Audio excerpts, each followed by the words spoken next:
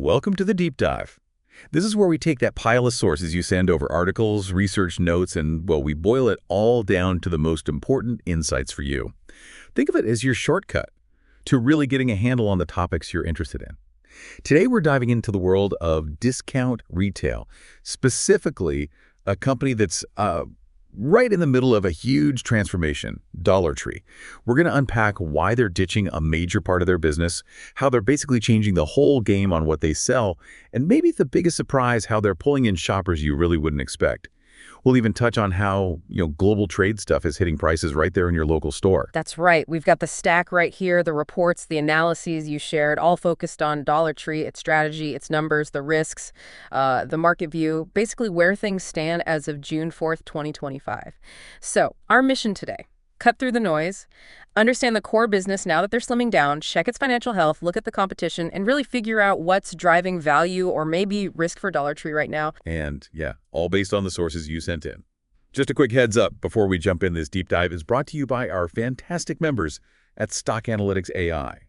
For just €4.99 a month, members like you can throw a ticker our way and get a prioritized deep dive, just like this one. It's seriously the fastest way to get expert analysis tailored from your sources. Check it out at stockanalyticsai.com. And definitely stick around. Towards the end, we're going to connect the dots, show you how tariffs, selling stuff for more than $1, and even, wealthier shoppers walk in the aisles, how it's all part of one big story for Dollar Tree. All right, let's get into it. The elephant in the room is they're selling off Family Dollar. So what is Dollar Tree's business now? What's the model look like today? Yeah, good question. So post-divestiture, it's all about the Dollar Tree banner. And historically, that meant, everything's $1, or more recently, $1.25. But the really big strategic shift now is this multi-price thing they're doing. Multi-price. Okay, sounds straightforward. But what does that actually mean for the store, for the business? It means exactly what it sounds like. They're bringing in items priced higher than that $1.25 point. We're talking $3 or $5, even up to $7 in some stores. The thinking behind it, based on these sources, is pretty clear. They want to offer a broader range of stuff, right. Things that maybe are bigger or better quality or just cost them more to get stuff they couldn't really sell profitably at just $1.25. It's about boosting the value perception, Yeah. Wider assortment, but still keeping that thrill of the hunt feel. But it used to be so simple. Everything one price. Doesn't adding like $5 items complicate that whole value proposition? It definitely adds complexity, yeah, but it also adds flexibility. The core idea of finding amazing values, that's still central. But multi-price lets them offer things that can maybe compete better against other discounters or even supermarkets on some items. And look, the management data shows that even with these higher prices, the average price for everything sold is still only around $1.35. And something like 85% of the items in the store are still under $2. Oh, okay. So it's not like the whole store suddenly got expensive. Exactly. It's more about strategically adding these higher-priced items to broaden the appeal and maybe, help margins a bit, especially when their own costs are going up. And speaking of appeal, who's actually shopping there now? Is it still just the super budget-focused shopper? That shopper is still absolutely core, yeah. Yeah. But the sources are pretty clear that this multi-price strategy, plus maybe just the general economic climate, it's definitely bringing in a wider range of people. In fact, Q1 of their fiscal 25, they actually saw a measurable jump in sales from households earning over $100,000 a year. Wow, okay. That is interesting. Higher income folks at Dollar Tree. So what are they buying? What kind of stuff is selling well with this new model? Well, the merchandise basically falls into two big buckets. You've got consumables, that's your everyday stuff like food, health and beauty, cleaning supplies. And then discretionary seasonal things, party stuff, crafts, home decor, toys. In Q1 25, for the Dollar Tree stores, it was almost a perfect split, like 50-50 between those two. But what's really telling is the sales growth. Comp sales in stores open at least a year they were strong, up over 5% overall for Dollar Tree. Consumables grew really well, over 6%. But discretionary also had solid growth, nearly 5%. And that discretionary growth is significant. Yeah, it was actually the strongest they've seen in that category in over 2 years. Yeah. And management directly points to the multi-price items as a big reason why it lets them offer more compelling stuff in those fun categories. So more everyday stuff and more of the fun stuff selling, partly thanks to being able to charge more for some things. How big is this whole operation they're running now? Oh, it's massive. Huge footprint across North America. End of Q1 this year, they had just over 9,000 Dollar Tree stores, 9,016 to be exact. And they're still growing. Plan is to open around 400 new Dollar Tree stores just this fiscal year. They already opened almost 150 in the first quarter. Managing that scale obviously needs a serious distribution network, and the sources mentioned they brought in a new chief supply chain officer. That signals, a real focus on getting that part of the business humming. All right, logistics are key at that scale. And that leads to another point the sources really hammer home. Yeah. Where do they actually get all this stuff? Yeah, the supply chain. Mm. It leans heavily on global sourcing. Historically, something like 70% of their merchandise comes from overseas, mostly China. Ah, okay, so that makes them vulnerable. Hugely vulnerable, especially to things like tariffs, trade disputes, shipping snarls, you name it. Management talks about having 5 levers they can pull to try and manage these costs and tariff impacts. Levers like what? Things like negotiating harder with the suppliers, maybe changing the specs on a product to make it cheaper, trying to find suppliers in other countries, or just deciding, look, we can't sell this profitably anymore, and dropping items. And critically, that multi-price strategy gives them another lever. Maybe they can absorb some cost increases on higher price items. They also bumped up their inventory in Q1, partly to make sure they had the stock for this wider multi-price selection. Okay, so navigating all this change, selling a division, rolling out multi-price, dealing with China sourcing, it needs strong leadership. Who's actually running the show through all this? Yeah, the leadership team is relatively new at the top. Michael Creedon Jr., he took over as CEO early this year, came from the COO spot, so he knows the operations inside out. Then Stuart Glendinning came in as the new CFO back in March. He's got external experience and was apparently involved in that whole review that led to selling Family Dollar.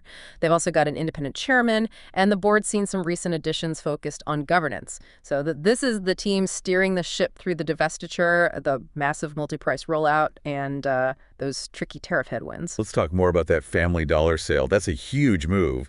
Why get rid of such a big chunk of the company? The rationale, according to these sources, really boils down to strategic focus. They cut a deal to sell the Family Dollar business for just over $1 billion gross. It's expected to close this quarter, Q2 FY25. Net proceeds are estimated around $800 million, plus maybe $350 million in tax benefits down the line. And the why? The why is pretty simple. It lets them put all their focus, all their capital, all their management attention squarely on the Dollar Tree banner. That's the part that's historically performed better, and it's where they see the big opportunity with this multi-price strategy. Makes sense. Simplify and focus. So how's that multi-price rollout itself going? From a management view, are they hitting their marks? It's definitely a top priority. They call it the Dollar Tree 3.0 format, and they're moving fast.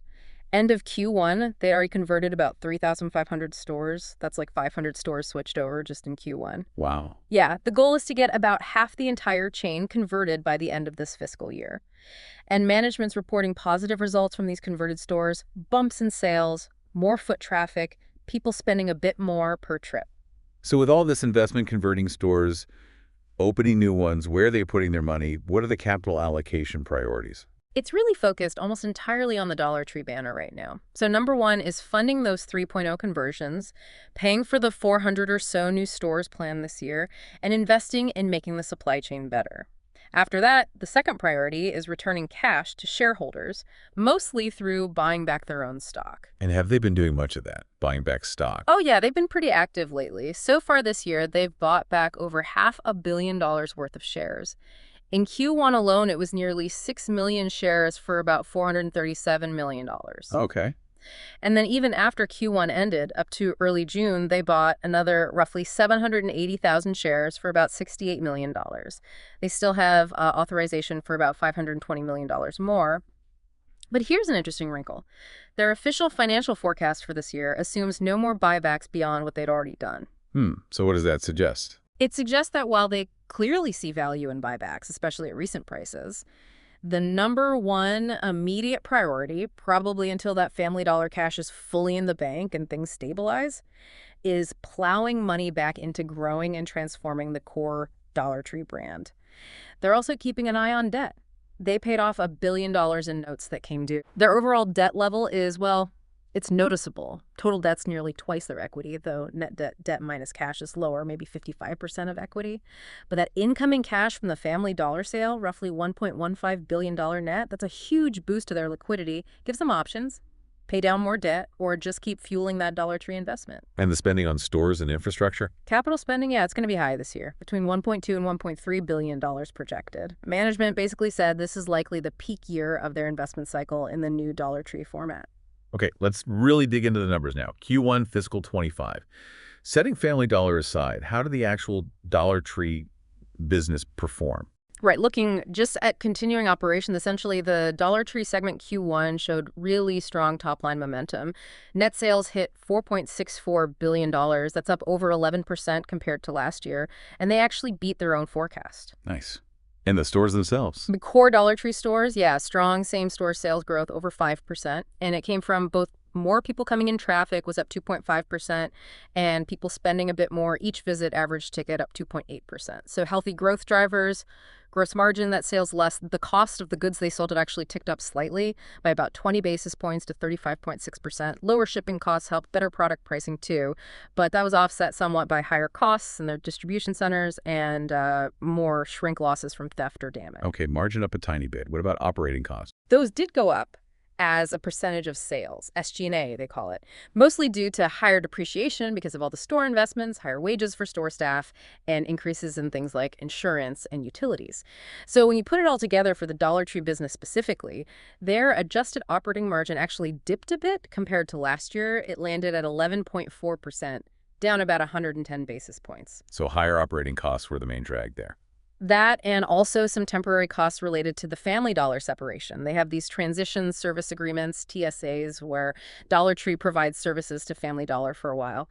Those costs hit the books in Q1, but the income they get back for those services comes later in the year, so it creates a temporary margin squeeze. But despite that margin pressure in Q1, their bottom line, the adjusted earnings per share from this core business, came in at $1.26. That was actually up slightly from last year and beat what analysts were expecting. Okay, so summarizing Q1, sales look really strong, good traffic, but profitability is feeling the pinch from investments and those temporary separation costs. That's a pretty good summary, yeah. The numbers show a business that's investing heavily for its future transformation and dealing with the short-term financial bumps of a major divestiture, even while the core customer demand looks pretty solid. Okay, stepping back from the specific numbers, what's the general feeling out there in the market? How's Wall Street viewing Dollar Tree right now? Well, the stock price as of June 3rd closed just under $97 a share. It had a nice little pop that day, almost 6%, after they presented some strategy updates. Over the past month or so, it's been bouncing around between the low $80 and the high $90. And the analysts who follow the company, what are they saying? The overall sentiment seems to be generally positive about the long-term plan, the transformation, but there's definitely caution about the near-term hurdles, especially tariffs. After the Q1 results came out, some analysts did nudge their earnings estimates up a bit. You see a mix of ratings out there now. Some firms have buy ratings with price targets around $100, maybe $105. Others are more cautious, market perform or hold, with targets more in the low to mid $90 range. So it's like optimism on the strategy, but realism about the risks involved in actually pulling it off. Is there much betting against the stock? What's the short interest look like? Yeah, there's a decent amount of short interest. Around 14.7 million shares were shorted, which is about 7.4% of the available shares, the float. That's considered, moderately high. Suggesting what? It suggests there's a meaningful group of investors who think the stock price might go down in the near term, probably betting against them based on those tariff worries, the execution challenges of the rollout, or maybe broader economic concerns. The options market also leans slightly bearish at the moment. Okay, let's switch gears slightly. Who actually owns Dollar Tree stock? And maybe more interestingly, what are the insiders, the people running the company, doing? Well, institutional ownership is very high. That's pretty typical for a big company like this. You've got over 1,300 big investment firms, pension funds, mutual funds owning a large majority of the shares. Think Vanguard, BlackRock, those kinds of names are usually top holders. Right. But here's where the sources flag something potentially quite significant. The insiders, the execs, the board members. Are they putting their own money in? Yes, and this is definitely noteworthy. The new CFO, Stuart Glendinning, made some really substantial stock purchases on the open market back in April 2025. Oh, really? How much? He bought 13,000 shares at around $72.82 and another 4,000 shares around $72.50. And one of the company directors also bought shares around that same time. The key thing here is the price. These buys happened when the stock was trading in the low $70. That's way below where it was trading more recently, in early June, up near $96. Okay, why does that matter so much? Why is insider buying, especially by a new CFO, seen as a big deal? Well, insider buying, especially when it's open market purchases, meaning they're using their own cash, not just getting stock options, it's often viewed as a really strong signal of confidence. Right. When a top executive, particularly a new CFO who's just gotten deep into the company's books and strategy, puts a significant amount of their own money into the stock, it strongly suggests they believe the company's future looks good and, critically, that they thought the stock was undervalued at the price they paid. It's, putting skin in the game. It aligns their interest directly with all the other shareholders. Makes sense. Okay, every investment carries risk. Looking through these sources, what are the main clouds on the horizon for Dollar Tree? What could go wrong? Yeah, definitely need to look at the potential downsides. Macroeconomics is always a factor, right? If inflation stays high, it hits consumers' budgets. But also Dollar Tree's own costs for products, labor, shipping. And if the economy really slows? Then you worry about consumers maybe pulling back on those discretionary purchases, the fun stuff, the non-essentials, which the multi-price strategy is partly meant to boost. Competition is another big one. It's a cutthroat market. You've got Dollar General, Five Below as direct competitors.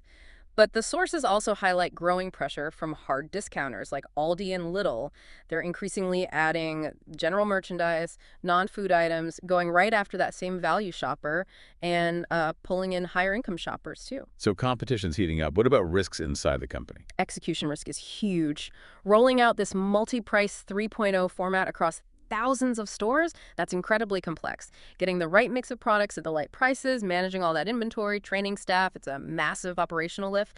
Plus, they're also trying to integrate those 170 stores they picked up from the 99 cents only bankruptcy. Lots of moving parts. And then back to the supply chain. That heavy reliance on China, huge vulnerability. Geopolitics, shipping problems, and the big one right now, tariffs. Okay, let's really zero in on those tariffs. The sources make it crystal clear this is a major immediate headache. What's the actual impact looking like? It is a significant headwind, yeah. Those new 2025 U.S. tariffs hit a lot of the stuff Dollar Tree brings in from China. Management has their 5 levers planned to try and soften the blow, but it's definitely hurting in the short term. Specifically, the sources say for the current quarter, Q2 FY25, they expect adjusted earnings per share to be way down, like 45% to 50% lower than last year, and tariffs are the main reason. Wow, that's a big hit. It is. They're estimating about $70 million more impact on their cost of goods in Q2 than they originally planned for, plus another $40 million or so in higher costs just trying to mitigate the tariffs, things like shifting production faster. Now, they do expect things to get better in the second half of the year as those mitigation efforts hopefully start working, but the total estimated gross cost of these higher tariffs for the rest of this fiscal year before any mitigation is around $200 million. It's definitely forcing them to speed up finding suppliers outside of China for the long haul. Other risks mentioned, product safety and reputation. There was an FDA warning letter recently about how they handled a recall of some contaminated apple puree pouches last year. It pointed to some weaknesses in their recall systems back then. New management says they're fixing it, better processes, new tech, but it's a reminder of the oversight needed in this kind of business. And, regulatory stuff, new laws around worker safety in places like New York, potential minimum wage hikes, those can add costs too. What strikes me here is how interconnected some of these things are.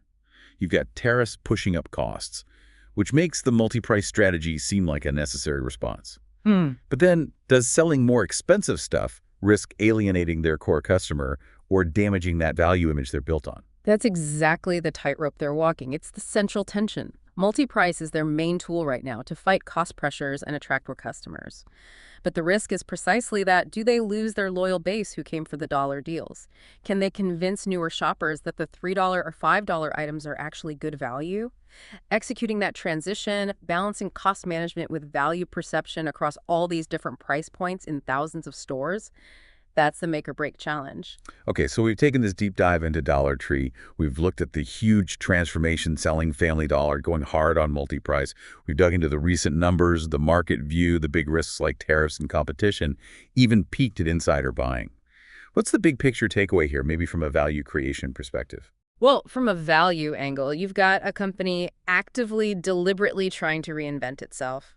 They're shedding the lower performing Family Dollar business to double down on the historically stronger Dollar Tree banner. They're pouring money into this new multi-price format. And they're doing it all while facing these really significant headwinds from global trade costs. So the success of this whole thing and whether it actually creates value for shareholders, it really hinges on a few key things. Can they execute this multi-price strategy effectively? Can they manage or offset those tariff costs and other pressures?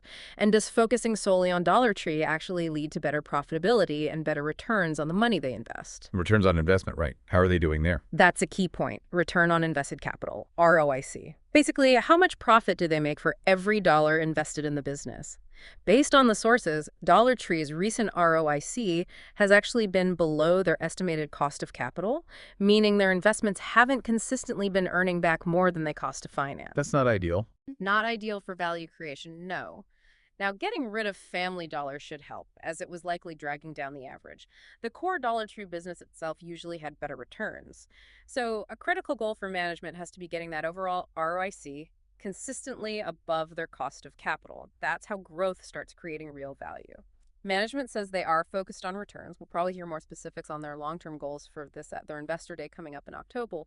And thinking about their competitive advantage, their moat, it's probably moderate right now based on the brand name, their huge store network, cost advantages from scale, the multi-price strategy.